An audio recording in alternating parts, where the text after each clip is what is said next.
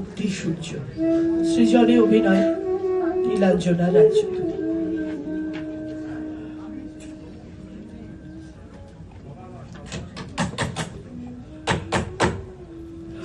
কেউ আছো? দরজাটা কেউ খোলো না। একটু জল হবে। আমার অসহ্য যন্ত্রণা হচ্ছে। আমি পোয়াতি মানুষ গো, আর যে পারছি না। পোয়াতি বলে তো ওরা কাল একটু রেহাত করেনি গো। আমার হাতটা কেমন থেতলে দিয়েছে। কি অপরাধ ছিল আমার। আমি বিপ্লবী স্বরাজ মিত্রের বউ, তাই ওই লালমুখ সাহেব গুলো রাত পোহালেই বললো তোমার ফাঁসি দিয়ে দেবে। তোমার সন্তান আমার গর্ভে, সে তো বাবাকে দেখতেও পাবে না, কোনো দিনও না। ও মাগো, আর পাচ্ছি না। আজ তোমার জন্মদিন। আমি একটু দুধ জোগাড় করে পায়েস বানিয়ে এনেছিলাম তোমায় একটু খাওয়াবো বলে। সেদিন গোড়া পুলিশ ভাতের থালা থেকে ঘষতাতে টেনে হিচড়ে ধরে নিয়ে গেল।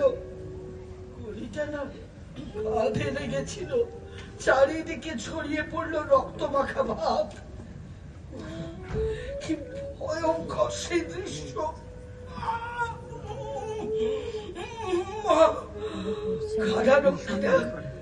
কিছুতেই তোমায় একটি বারের জন্য দেখতে দিল না।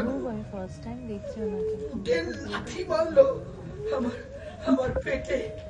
কি অমানসিক অত্যাচার করলো। গরম লোহার শিক দিয়ে ছেঁকা দিল। জানি না আমাদের সন্তানটা বেঁচে আছে কিনা, তবে বিপ্লবী স্বরাজ মিত্রের বউ আমি।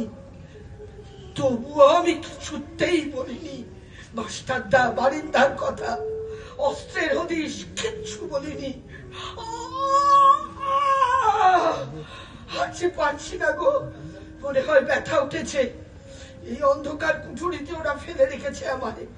এরপরেও তোমার সন্তান যদি বেঁচে থাকে আর আমি যদি এখান থেকে মুক্তি পাই, তোমার কাছে প্রতিজ্ঞা করলাম, ছেলে হোক বা মেয়ে হোক, আমি তাকে দেশ মায়ের জন্য তৈরি করব।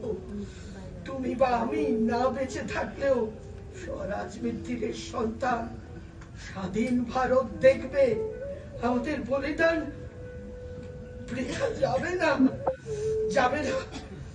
পরাধীন ভারতের কোণে কোণে আগুন জ্বলছে। কত মায়ের কোল খালি হয়ে যাচ্ছে, কত শিথির সিঁদুর মুছে যাচ্ছে। তবু আমাদের স্বাধীনতা আসবেই।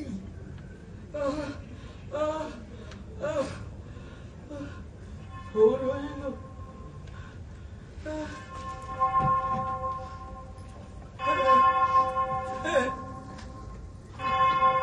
ভোর 4টে। এখন তোমাকে ওরা ফাঁসির মঞ্চে নিয়ে যাচ্ছে। আমার যে বিয়ের দিনটা মনে পড়ছে গো। শুভ দৃষ্টি, মালা বদল। ওগো, আর তোমায় কোনো দিনও দেখতে পাবো না গো। আমার সন্তানটাও দেখতে পেল না। ওরে তোরা স্বরাজ মিত্রকে ফাঁসি দিলি। স্বরাজ মিত্ররা মরে না, বিপ্লব মরে না। আমি হাজার হাজার স্বরাজ মিত্রের জন্ম দেব। আমি যে ভারত মাতা। প্রার্থনা করো যারাকে লেখায় 33 কোটি মুখের গ্রাস, যেন লেখা হয় আমার রক্ত লেখায় তাদের সর্বনাশ। বন্দে মাতরম।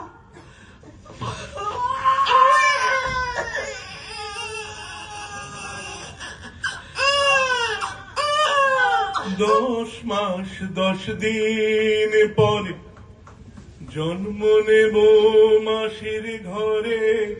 মা গো তখন যদি না চিনতে পারিস দেখবি গলার ফাঁসি। একবার বিদায় দে মা, ঘুরে আসি। একবার বিদায় দে মা, ঘুরে আসি।